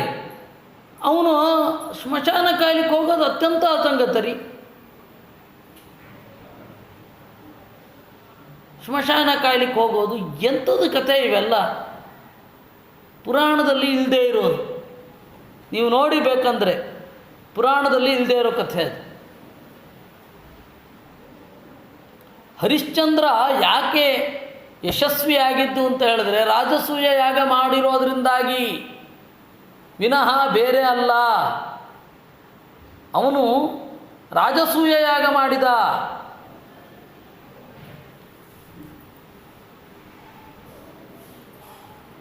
ಆ ರಾಜಸೂಯ ಯಾಗ ಮಾಡಿದ ಪ್ರಭಾವದಿಂದ ಅವನ ಕೀರ್ತಿ ಎಲ್ಲ ಕಡೆ ಹರಡುತ್ತೆ ವಿನಃ ಇದು ಯಾವುದು ಈ ಕಥೆಯೇ ಅಸಂಗತ. ಅದರಲ್ಲಿ ಒಂದಕ್ಕೊಂದು ತಾಳಮೇಳ ಹೊಂದೋದಿಲ್ಲ. ಬೇಕಾದ್ರೆ ನೋಡಿ, ಎಲ್ಲರೂ ಸರ್ವಸ್ವದಾನ ಮಾಡಲಿಕ್ಕೆ ಒಪ್ಪೋದೇ ಇಲ್ಲ. ಬಲಿಗೆ ಗೊತ್ತಾಯಿತು ಇದು ದೇವರು ಅಂತ, ಅದು ಸಾಂಕೇತಿಕವಾಗಿ ನನ್ನ ತಲೆಯನ್ನು ಕೊಡ್ತೇನೆ ಅಂತ ಹೇಳಿದ್ದು ನನ್ನನ್ನೂ ಅರ್ಪಿಸಿಕೊಳ್ತೇನೆ ಅಂತ. ಮತ್ತು ದೇವರ ಸರ್ವವ್ಯಾಪ್ತಿ ಮೊದಲೇ ಇದ್ದದ್ದು ಅವನಿಗೆ ಅರ್ಥ ಆಯಿತು, ವಿನಃ ಬೇರೆ ಅಲ್ಲ. ವಾಮನ ಸರ್ವತ್ರ ವ್ಯಾಪ್ತ ಮೊದಲು ಇರಲಿಲ್ವೇ, ಇದ್ದದ್ದು ಅರಿವಿಗೆ ಬಂತು, ಅದು ಧ್ಯಾನದಲ್ಲಿ ಅಂತ ವಾಮನ ಪುರಾಣ ಹೇಳುತ್ತೆ. ನಾವು ಕಥೆಯನ್ನು ಹೆಂಗೆ ಹೇಳ್ತೇವೆ ಅಂದರೆ ಹೀಗೆ ಬೆಳ್ಕೊಂಡು ಹೋಯಿತು. ಏನದು ಅಲ್ಲಿ ಆ ಕಥೆಯನ್ನು ಹೇಳುವ ವಿಧಾನವೇ ತಪ್ಪು. ಮತ್ತು ಹರಿಶ್ಚಂದ್ರನ ಕಥೆಯೂ ಅಷ್ಟೇ. ಹರಿಶ್ಚಂದ್ರ, ವಿಶ್ವಾಮಿತ್ರ ಆ ಥರ ನಡೀಲೇ ಇಲ್ಲ. ಮತ್ತು ಇದು ಹೋಗೋದಕ್ಕಿಂತ ಮೊದಲು ರೋಹಿತ ಹುಟ್ಟಿದ್ನ. ರೋಹಿತ ಹುಟ್ಟಬೇಕಾದ್ರೆ ಹುಟ್ಟುವ ಮೊದಲು ಅವನೇನು ಮಾಡಿಬಿಟ್ಟ, ಒಂದು ಸಂಕಲ್ಪ ಮಾಡ್ದ. ನಾನು ನಿಮಗೆ ಇದನ್ನು ಮಾಡ್ತೇನೆ, ಏನು ವರುಣನಿಗೆ ಬಲಿ ಕೊಡ್ತೇನೆ ಅಂತ ಹೇಳಿದ್ದ. ಯಾರು? ಹರಿಶ್ಚಂದ್ರ. ಯಾರಿಗೆ ಬಲಿ ಕೊಡ್ತೇನೆ? ವರುಣನಿಗೆ ಬಲಿ ಕೊಡ್ತೇನೆ. ಮಗು ಹುಟ್ಟಿದ್ರೆ ಮಗು ಹುಟ್ಟುಬಿಡ್ತು. ವರುಣ ಬಂದ ಬಲಿ ಕೊಡು ಅಂತ. ಆಗ ಅವನು ಹೇಳ್ದ, ದಂತವಿಲ್ಲದ ಪಶು ಅಶುಚಿ, ನಾನು ಕೊಡೋಲ್ಲ, ಮಗು ಹಲ್ಲು ಬಂದಮೇಲೆ ಕೊಡ್ತೀನಿ ಇಂದ. ಹಲ್ಲು ಬಂತು, ಕೊಡು ಅಂದ. ಪೂರ್ತಿ ಹಲ್ಲು ಬಂದಿಲ್ಲ. ಮಕ್ಕಳನ್ನು ಪಡೆಯೋದೇ ಆ ತೊದಲು ಮಾತುಗಳನ್ನು ಕೇಳಲಿಕ್ಕೆ. ಅದು ಬಿಟ್ಟು ಈಗ ಕೊಟ್ಟುಬಿಟ್ರೆ ಆ ಉದ್ದೇಶವೇ ವಿಫಲ, ನಾನು ಮಗುನ ಕೊಡೋಲ್ಲ ಅಂದ. ಈ ರೀತಿ ಪೋಸ್ಟ್ಪೋನ್ ಮಾಡ್ತಾ ಮಾಡ್ತಾ ಮಾಡ್ತಾ ಮಾಡ್ತಾ 12 ವರ್ಷ ತಳ್ಳಿದ ಹರಿಶ್ಚಂದ್ರ. ಆ 12ನೇ ವಯಸ್ಸಿನಲ್ಲಿ ಇನ್ನೂ ತಡಿಲಿಕ್ಕಾಗಲ್ಲ, ವರುಣನಿಗೆ ಸಿಟ್ಟು ಬರುತ್ತೆ. ಈ ಹರಿಶ್ಚಂದ್ರನ ಮಗನನ್ನು ಬಲಿ ಕೊಟ್ಟು ಬಿಡೋಣ ಅಂತ ಮಾತನಾಡ್ಕೊಳ್ತಾ ಇದ್ದಾಗ ರೋಹಿತನಿಗೆ ಗೊತ್ತಾಯಿತು, ಓಡೋಟೋದ ಅವನ ಕಾಡಿಗೆ. ಸುಳ್ಳು ಹೇಳ್ತಾ ಇದ್ದೀನಿ ನೀನು ಅಂತ ಹೇಳಿ ವರುಣ ಬಂದು ಅವನಿಗೆ ಜಲೋದರ ರೋಗ ಬಂದ್ಬಿಡ್ತು. ಜಲೋದರ ರೋಗ ಅಂತಂದರೆ ಮೂತ್ರ ಹೊರಗಡೆ ಹೋಗಲ್ಲ, ಇದು ಪ್ರಾಬ್ಲಮ್ ಆಗಿದ್ದು. ಆಗ ಏನು ಮಾಡಬೇಕು ಅಂತ ಕೇಳಿದ. ಅವನದ್ದೇ ವಯಸ್ಸಿನ ಇನ್ನೊಬ್ಬನನ್ನು ಬಲಿ ಕೊಡಬೇಕು ಅಂತ ಮಾತುಕತೆ ಆಯಿತು. ಕಡೆಗೆ ಅವನು ನೋಡ್ಕೊಂಡು ಹೋದರು. ವಿಶ್ವಾಮಿತ್ರರ ಅಕ್ಕನಿಗೆ 3 ಜನ ಮಕ್ಕಳು. ವಿಶ್ವಾಮಿತ್ರರ ಅಕ್ಕನ ಹೆಸರು ಕೌಶಿಕಿ ಅಂತ, ಭಾವನ ಹೆಸರು ರುಚಿಕ ಅಂತ. ಆ ರುಚಿಕನಿಗೆ 3 ಜನ ಮಕ್ಕಳು, ಶುನಪುಚ್ಛ, ಶುನಶೇಪ, ಶುನೋಲಾಂಗೂಲ ಅಂತ. ಆ ಹೆಸರಿಗೆಲ್ಲ ಬಹಳ ಅಧ್ಯಾತ್ಮ ಅರ್ಥ ಇದೆ, ಅದು ಬೇರೆ. ಅದರಲ್ಲಿ ಮಧ್ಯದವ ಶುನಶೇಪ ಇದ್ದಾನಲ್ಲ, ಅವನು ರೋಹಿತನ ವಯಸ್ಸಿಗೆ ಸಮಾನ ಆಗಿರೋನು. ರೋಹಿತನಿಗಿದು ಗೊತ್ತಾಯಿತು, ನನ್ನ ಬದಲು ಬೇರೆ ಒಬ್ಬನನ್ನು ಬಲಿ ಕೊಡ್ತಾರೆ ಅಂತ. ಅವನು ಬರ್ತಾ ಇದ್ದಾಗ ಇಂದ್ರ ತಡೆದ. ಇದು ಐತರೇಯ ಆರಣ್ಯಕದಲ್ಲಿರತಕ್ಕಂಥ ಕಥೆ. ಐತರೇಯ ಆರಣ್ಯಕ, ವಾಲ್ಮೀಕಿ ರಾಮಾಯಣ, ಮಾರ್ಕಂಡೇಯ ಪುರಾಣ, ಆಮೇಲೆ ಭಾಗವತ, ಎಲ್ಲ ಕಥೆಗಳನ್ನು ನೋಡಿ ಪಂಡಿತಾಚಾರ್ಯರು ಒಂದು ಕಥೆ ಹೇಳಿದ್ದಾರೆ. ನಾವು ಅದನ್ನೆಲ್ಲ ಯೋಚನೆ ಮಾಡಬೇಕು. ಸುಮ್ಮನೆ ಅವ್ರು ಫಿಲಮ್ ತೆಗೆದ್ರು ಅಂತ ಹೇಳೋದಲ್ಲ. ಇನ್ನೊಂದು ಆ ಶ್ರವಣಕುಮಾರ ಒಂದು ಕಥೆ, ಹಣೆ ಬರಹ. ಅದು ಶ್ರವಣಕುಮಾರ ಅಲ್ಲ, ಶ್ರವಣಕುಮಾರ. ಶ್ರವಣ ಅಂತಂದರೆ ಸನ್ಯಾಸಿ ಅಥವಾ ಋಷಿ, ಅವ್ರ ಮಗ ಅಂತ. ಶ್ರವಣಕುಮಾರ ಅಂತ ಅವನ ಹೆಸರು ಇಟ್ಕೊಳ್ಳೋಲ್ಲ. ಅವನ ನಿಜವಾದ ಹೆಸರು ಯಜ್ಞದತ್ತ ಅಂತ ಪಂಡಿತಾಚಾರ್ಯರು ಹೇಳೋದು. ಕ್ಷೇಮೇಂದ್ರ ಕೂಡ ಯಜ್ಞದತ್ತ ಅಂತಾನೆ. ನಾವು ಅವನು ಯಾವನ್ನೋ ಶ್ರವಣಕುಮಾರ ಅಂತ ಮಾಡಿಬಿಟ್ಟಿದ್ದೀವಿ. ಭೀಕರ ಪ್ರಾಣಿಗಳು ನಾವು, ಹಾಗೆ ಮಾಡಬಾರದು. ಅದನ್ನು ಈ ತರಹದ ಪ್ರಾಣಿಗಳೆಲ್ಲ ಕಥೆ ಹೇಳಿ ವೇದವ್ಯಾಸರ ಮಾನ ಮರ್ಯಾದೆ ತೆಗಿತಾ ಇದ್ದಾರೆ. ಆ ಶುನಶೇಪ ಇದ್ದಾನಲ್ಲ, ಆ ಶುನಶೇಪ ಏನು ಮಾಡಿದ? ಆ ಶುನಶೇಪ ಹೊರಟ ದಾರಿಯಲ್ಲಿ ವಿಶ್ವಾಮಿತ್ರರಿದ್ದರು. ವಿಶ್ವಾಮಿತ್ರರು ನನ್ನ ಸೋದರ ಮಾವ ಅಂತ ಗೊತ್ತಿತ್ತು. ಓಡಿ ಹೋಗಿ ಬೇಡಿಕೊಂಡ, ಹೀಗೆ ನಾನು ಬಲಿಯಾಗ್ತಾ ಇದ್ದೇನೆ, ದಯವಿಟ್ಟು ಅನುಗ್ರಹ ಮಾಡಬೇಕು ಅಂತ. ವಿಶ್ವಾಮಿತ್ರರು ಮಂತ್ರ ಉಪದೇಶ ಮಾಡಿದ್ರು. ಆಯಿತು ಅಂತ ಅದನ್ನು ಹಿಡ್ಕೊಂಡ. ಇನ್ನೇನು ಬಲಿ ಕೊಡಲಿಕ್ಕೆ ಅಂತ ಬಂದಾಗ ಆ ಶುನಶೇಪ ದರ್ಶನದೊಂದಿಗೆ ಮಂತ್ರವನ್ನು ಹೇಳಿದ. ಅಂದರೆ ಅದೇ ಟೈಮಿಗೆ ಅವನಿಗೆ ವೇದ ಮಂತ್ರ ದರ್ಶನ ಆಗಿಬಿಡ್ತು. ಶುನಶೇಪ ಶತರ್ಚಿ 100 ಋಕ್ಕುಗಳನ್ನು ಕಂಡವ. ವೇದ ಮಂತ್ರಗಳಲ್ಲಿ ಬರುತ್ತೆ, ಆ ಒಂದು ಅರ್ಥ ಇದೆ, ಅದ್ಭುತವಾದ ಅರ್ಥ ವೇದದ್ದು.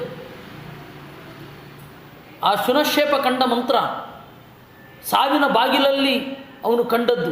ದೇವತೆಗಳಿಗದು ಖುಷಿಯಾಯಿತು. ನಮಗೆ ಜ್ಞಾನಿ ಒಬ್ಬ ಬೇಕು. ಜ್ಞಾನಿಯನ್ನು ದೇವ ಪಶು ಅಂತ ಕರೀತಾರೆ. ಯಾಕೆಂದರೆ ಒಂದು ಪಶುವಿನಿಂದ ಎಷ್ಟು ಜನ ಸಂತೋಷ ಪಡ್ತಾರೆ, ಒಂದು ಹಸು ಅಂತ ಇದ್ದರೆ ಎಷ್ಟು ಜನ ಸಂತೋಷ ಪಡ್ತಾರೆ, ಹಾಗೆ ಒಬ್ಬ ಜ್ಞಾನಿ ಇದ್ದರೆ ಅಷ್ಟು ಜನ ಸಂತೋಷ ಪಡ್ತಾರೆ. ಅದರಿಂದಾಗಿ ಜ್ಞಾನಿಯನ್ನು ಏನಂತ ಕರೀತಾರೆ? ದೇವ ಪಶು. ಅದರಿಂದ ನಾವು ತೃಪ್ತರಾದೆವು ಅಂತ ಹೇಳಿದರು. ಆ ಹಿನ್ನೆಲೆಯಿಂದ ಏನಾಯಿತು? ಈ ಹಿನ್ನೆಲೆಯಿಂದ ನೋಡಿದಾಗ ಹರಿಶ್ಚಂದ್ರ ಸುಳ್ಳು ಹೇಳಿದ್ದ.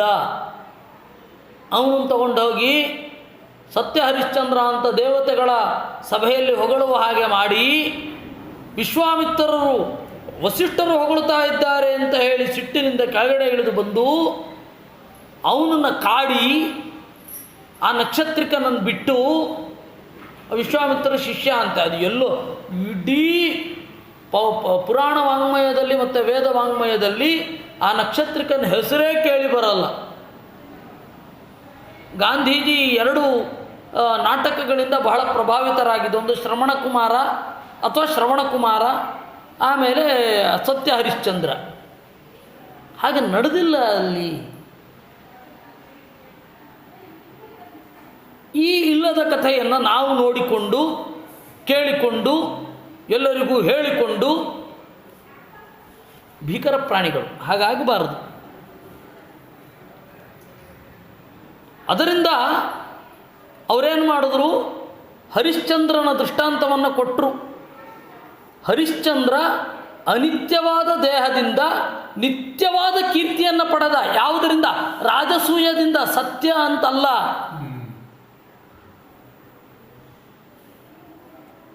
ಅವರಪ್ಪ ತ್ರಿಶಂಕು, ಅವನ ಹೆಸರು ಸತ್ಯವ್ರತ ಅಂತ. ಆ ಶಂಕು ಅಂದರೆ ತಪ್ಪು, ತ್ರಿಶಂಕು ಅಂದರೆ 3 ಪ್ರಧಾನವಾದ ತಪ್ಪು ಮಾಡಿದವ ಅಂತ. ತ್ರಿಶಂಕುವಿನ ಕಾಲದಲ್ಲಿ ವಿಶ್ವಾಮಿತ್ರರು ಬಹಳ ಇನ್ನೂ ಇನಿಷಿಯಲ್ ಸ್ಟೇಜಲ್ಲಿದ್ದರು ತಪಸ್ಸಿನಲ್ಲಿ. ಅವನು ಮಾಡಿದ ಉಪಕಾರಕ್ಕೆ ಮೆಚ್ಚಿ ಅದು 12 ವರ್ಷ ಭೀಕರ ಬರಗಾಲ ಇತ್ತು. ಆವಾಗ ವಿಶ್ವಾಮಿತ್ರರ ಹೆಂಡತಿ ಮಕ್ಕಳನ್ನು ತ್ರಿಶಂಕು ರಕ್ಷಣೆ ಮಾಡಿದ. ಅದರಿಂದ ಸಂತುಷ್ಟರಾಗಿ ಅವನನ್ನು ಸ್ವರ್ಗಕ್ಕೆ ಏರಿಸಿದರು. ಆವಾಗ ದೇವತೆಗಳು ತಳ್ಳಿದ್ರು. ಪ್ರತಿ ಲೋಕವನ್ನು ಸೃಷ್ಟಿ ಮಾಡ್ತೇನೆ ಅಂತ ಹೊರಟರು, ಮಾಡಲಿಲ್ಲ. ಆ ವಿಶ್ವಾಮಿತ್ರ ಸೃಷ್ಟಿ ಅಂತ ನಾವು ಎಂತೆಂಥದೋ ಹೇಳ್ತೇವೆ. ಆ ಕಥೆ ಇಲ್ಲವೇ ಇಲ್ಲ ಅಲ್ಲಿ ಎಲ್ಲೂ. ಹೊರಟರು. ಆಗ ದೇವತೆಗಳು ಬಂದು ಇಲ್ಲ ಇವನು ಸಶರೀರನಾಗಿ ಸ್ವರ್ಗ ಪಡಲಿಕ್ಕೆ ಯೋಗ್ಯನಲ್ಲ ಅಂದರು ಅಷ್ಟೇ. ಸೃಷ್ಟಿ ಏನು ಮಾಡಲಿಲ್ಲ. ಅದೇಂಗ್ರಿ ದೇವತೆಗಳನ್ನ ಸ್ವರ್ಗವನ್ನು ಹೆಂಗೆ ಸೃಷ್ಟಿ ಮಾಡಿಬಿಡ್ತಾರೆ ವಿಶ್ವಾಮಿತ್ರರು? ಒಂದು ಯೋಚನೆ ಬೇಡವಾ? ಇಷ್ಟು ಉಪಕಾರ ಪಡೆದವನ ಮಗನನ್ನು, ಇಷ್ಟು ಉಪಕಾರ ಪಡೆದ ತ್ರಿಶಂಕುವಿನ ಉಪಕಾರವನ್ನು ಸ್ಮರಣೆ ಮಾಡುವ ವಿಶ್ವಾಮಿತ್ರರು ಅವನ ಮಗ ಹರಿಶ್ಚಂದ್ರನನ್ನು ಯದ್ವಾ ತದ್ವಾ ಪರೀಕ್ಷೆ ಮಾಡ್ತಾರೆ. ಯೋಚನೆ ಮಾಡೋದು ಬೇಡವಾ? ನಾವು ಕಾಮನ್ ಸೆನ್ಸ್ ಬೇಡವಾ? ಪ್ರಕ್ಷೇಪ ಅನ್ನೋದಕ್ಕೆ 1000 ಕಾರಣಗಳಿದೆ. ಆ ಕಥೆಯ ವಿನ್ಯಾಸದಿಂದ ಹಿಡಿದು ಯಾವುದು ಆ ಯಮ ಅವನು ಸ್ಮಶಾನ ಕಾಯೋ ವೇಷದಲ್ಲಿರ್ತಾನಂತೆ, ಎಂಥದ್ದು ಕಥೆಗಳಿವೆಲ್ಲ.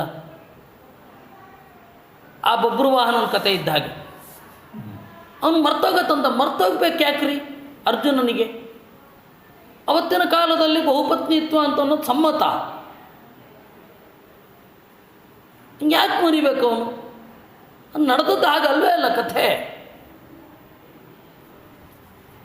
ಅದರಿಂದ ಹರಿಶ್ಚಂದ್ರ ಯಶಸ್ಸನ್ನು ಗಳಿಸಿದ್ದು ಯಾಕೆ ಅಂದರೆ ರಾಜಸೂಯ ಯಾಗ ಮಾಡಿದ್ದರಿಂದ. ಸರಿ, ಹರಿಶ್ಚಂದ್ರ ರಾಜಸೂಯ ಯಾಗ ಮಾಡಿದ, ಧರ್ಮರಾಜನು ರಾಜಸೂಯ ಯಾಗ ಮಾಡಿದ. ಧರ್ಮರಾಜನ ರಾಜಸೂಯ ಯಾಕೆ ಗ್ರೇಟು? ಯಾಕೆ ಅಂದರೆ ಇವರು ದೇವತಾಂಶರು. ಯಾವುದೇ ಕ್ರಿಯೆ ಫಲ ಕೊಡೋದು ಒಳಗಡೆ ಇರುವವನ ಅಗಾಧತೆಯಿಂದಲೇ ವಿನಃ ಹೊರಗಡೆಯ ಕ್ರಿಯೆ ಸಮಾನ ಆಗಿರಬಹುದು, ಸಮಾನ ಫಲ ಸಿಗಬೇಕು ಅಂತ ಇಲ್ಲ ಅಂತ ಆಚಾರ್ಯರು ಹೇಳ್ತಾರೆ. ಆಮೇಲೆ ಅವತ್ತಿನ ಕಾಲದಲ್ಲಿ ಪ್ರಬಲರಾದ ಶತ್ರುಗಳೇ ಇರಲಿಲ್ಲ ಹರಿಶ್ಚಂದ್ರನಿಗೆ. ಇವರಿಗೆ ಪ್ರಬಲರಾದ ಶತ್ರುಗಳಿದ್ದರು. ಮಹಾ ದೈತ್ಯರೆಲ್ಲ ಭೂಮಿಗಿಳಿದು ಬಂದಿದ್ದರು. ಅವರನ್ನು ಎದುರಿಸಿ ಗೆಲ್ಲಬೇಕು ಅಂತಂದರೆ ಯಾವ ಪರಿ ಪುಣ್ಯ ಬಂದಿರಲಿಕ್ಕಿಲ್ಲ, ಪುಣ್ಯ ಬರಬೇಡ ಅಲ್ವಾ? ಈ ಎಲ್ಲ ಹಿನ್ನೆಲೆಯಲ್ಲಿ ಹರಿಶ್ಚಂದ್ರ ಉಲ್ಲೇಖ ಬರುತ್ತೆ. ಹರಿಶ್ಚಂದ್ರೋರಂತಿದೇವ ಉಂಚವೃತ್ತಿ ಶಿಬಿರ್ಬಲಿ ಉಂಚವೃತ್ತಿ ರಂತಿದೇವ. ರಂತಿದೇವ ಅವನು ಉಂಚವೃತ್ತಿಯಾಗಿದ್ದ. ನಾನು ರಾಜನಾಗಿದ್ದು ರಾಜಭೋಗ ಮಾಡೋಲ್ಲ ಅಂತ ಪ್ರತಿಜ್ಞೆ ಮಾಡಿ ಉಂಚವೃತ್ತಿಯನ್ನು ಸ್ವೀಕಾರ ಮಾಡಿದ್ದ ರಂತಿದೇವ. ರಾಜ ಆಳ್ತಾ ಇದ್ದ. ಆದರೆ ಅವನು ಮಾಡ್ತಾ ಇದ್ದಿದ್ದು ಹುಂಚವೃತ್ತಿ. ಹುಂಚವೃತ್ತಿ ಅಂತಂದರೆ ಹಕ್ಕಿಗಳು ತಿಂದು ಬಿಟ್ಟ ಅಕ್ಕಿಯನ್ನೋ ಏನನ್ನೋ ತಂದು ಅದು 2-3 ದಿವಸಕ್ಕೊಂದು ಸರ್ತಿ ಊಟ ಆಗೋದು. ಹೊಲದ ಹತ್ತಿರ ಬಿದ್ದ ಪೈರು ಕಡಿಗಳನ್ನು ತಂದು ತಿನ್ನೋದು, ಸುಮ್ಮನೆ ಅಲ್ಲ. ಇದು ಅವನು ಹುಂಚವೃತ್ತಿಯಾಗಿ ರಾಜ್ಯಪಾಲನೆ ಮಾಡ್ತಾ ಇದ್ದ. ರಾಜರ್ಷಿ ಅವನು, ರಂತಿದೇವ. ರಾಜನೂ ಆಗಿದ್ದು ಋಷಿಯೂ ಯಾರಾಗಿರ್ತಾರೋ ಅವರು ರಾಜರ್ಷಿ. ಈ ಹಿನ್ನೆಲೆಯಲ್ಲಿ ಹುಂಚವೃತ್ತಿ ರಂತಿದೇವ. ಇನ್ನು ಶಿಬಿ ಮತ್ತು ಬಲಿ. ಶಿಬಿ ಗೊತ್ತಿದೆ, ಬಲಿ ಆ ಶಿಬಿಯ ಕಥೆಯನ್ನು ಬೇರೆ ರೀತಿಯಾಗಿ ಹೇಳ್ತಾರೆ, ಆದರೆ ಮೂಲದಲ್ಲಿರೋದು ಬೇರೆ, ಮಹಾಭಾರತದಲ್ಲಿರೋದು ಬೇರೆ ತರಹ. ಇರಲಿ. ವ್ಯಾಧ ಕಪೋತೋ ಬಹವೋ ಶಧ್ರುವೇಣ ಧ್ರುವಂ ಗತಾಃ. ಹೀಗೆ ಇವರೆಲ್ಲರೂ ಕೂಡ ಅಧ್ರುವೇಣ ಅನಿತ್ಯವಾದ ಶರೀರದಿಂದ ಧ್ರುವಂ ಗತಾಃ ಅಪಾರವಾದ ಕೀರ್ತಿಯನ್ನು, ನಿತ್ಯವಾದ ಲೋಕವನ್ನು ಹೊಂದಿದರು. ಅದರಿಂದಾಗಿ ನೀನು ಕೂಡ ಜರಾಸಂಧ, ನೀನು ಕೇಳಿದ್ದನ್ನು ನಮಗೆ ಕೊಡು, ಯಶಸ್ಸನ್ನು ಹೊಂದು. ಅದಕ್ಕೆ ನಿರ್ಣಯವನ್ನು ಹೇಳ್ತಾರೆ. ಜರಾಸಂಧನನ್ನು ಕೊಂದ ಮೇಲೇ ಪಾಂಡವರು ದಿಕ್ಕುಗಳನ್ನು ಗೆದ್ದಿದ್ದು, ಇದು ನಿರ್ಣಯ. ಏಕೆಂದರೆ ಮತ್ಸ್ಯಪುರಾಣದಲ್ಲಿ ಹೀಗಿದೆ. ಅದರಿಂದಾಗಿ ಅಲ್ಲಿಗನುಗುಣವಾಗಿ ಇಲ್ಲಿ ವ್ಯಾಖ್ಯಾನ ಮಾಡಬೇಕು ಅಂತ ಹೇಳ್ತಾರೆ. ಇಷ್ಟು ಇಲ್ಲಿರೋದು. ಪಾಂಡವರು ದಿಗ್ವಿಜಯ ಮಾಡುವ ಮೊದಲು ಜರಾಸಂಧನನ್ನು ನಾಶ ಮಾಡಬೇಕು ಅಂತ ಹೊರಟರು. ಯಾರು? ಇಬ್ಬರು, ಅರ್ಜುನ, ಭೀಮಸೇನ, ಕೃಷ್ಣ. ಬ್ರಾಹ್ಮಣ ವೇಷವನ್ನು ತೊಟ್ಟು ಹೊರಟರು. ಬ್ರಾಹ್ಮಣರು ಯಾವಾಗ ಬೇಕಾದರೂ ಬರ್ಬೋದಿತ್ತು, ಆದರೆ ಇವ್ರದ್ದು ಸ್ವಲ್ಪ ವಿಭಿನ್ನವಾದ ನಡವಳಿಕೆ ಇತ್ತು. ಅದೆಲ್ಲ ಜರಾಸಂಧನ ಗಮನಕ್ಕೆ ಬಂದಿತ್ತು. ಅದರಿಂದಾಗಿ ಇವರು ಕೇಳಿದ ಕೂಡಲೇ ಅವನು ಕೆಲವೊಂದು ಪ್ರಶ್ನೆಗಳನ್ನು ಮಾಡ್ತಾನೆ. ಅದನ್ನು ನಾವು ನಾಳೆ ನೋಡೋಣ. ಮಧ್ಯದಲ್ಲಿ 2-3 ಸರ್ತಿ 10 ನಿಮಿಷಗಳ ಕಾಲ ವಿಡಿಯೋ ಡಿಸ್ಟರ್ಬೆನ್ಸ್ ಆಯಿತು. ಅದರಿಂದಾಗಿ ಕೇಳುವವರಿಗೆಲ್ಲ ಆಡಿಯೋ ಒಂದು ಕಳಿಸಿಕೊಡ್ತೇನೆ. ಬೇರೆ ಅಂಶಗಳನ್ನು ನಾನು ಹೇಳಲಿಲ್ಲ. ಇನ್ನೂ ಕೆಲವು ಅಪೂರ್ವವಾದ ಅಂಶಗಳನ್ನೆಲ್ಲ ನಾನು ಹೇಳಲಿಲ್ಲ. ನಾಳೆ ಸಾಧ್ಯ ಆದರೆ ಹೇಳುವ ಅದನ್ನೆಲ್ಲ. ಇವತ್ತು ನಾನು ಇಷ್ಟು ನಿಲ್ಲಿಸಿದ್ದೇನೆ. ಅಂದರೆ 80ನೇ ಅಧ್ಯಾಯದ 21 ಶ್ಲೋಕವನ್ನು ವಿವರಿಸಿದ್ದೇನೆ. ನಾಳೆ ಮತ್ತೆ 22ನೇ ಶ್ಲೋಕದಿಂದ ನಾವು ನೋಡೋಣ. ನಾಳೆ ಹೀಗಾಗೋದು ಬೇಡ ಅಂತ ಹೇಳಿ ದೇವರಲ್ಲಿ ಪ್ರಾರ್ಥನೆ ಮಾಡಿಕೊಂಡು ಇವತ್ತಿನ ಉಪನ್ಯಾಸವನ್ನು ಎಲ್ಲರೂ ಸೇರಿ ದೇವರಿಗೆ ಸಮರ್ಪಣೆ ಮಾಡೋಣ. ನಾಳೆ ಯಥಾ ಪ್ರಕಾರ ಇದು ಮುಂದುವರಿಯುತ್ತೆ. ಕೃಷ್ಣಾರ್ಪಣಮಸ್ತು.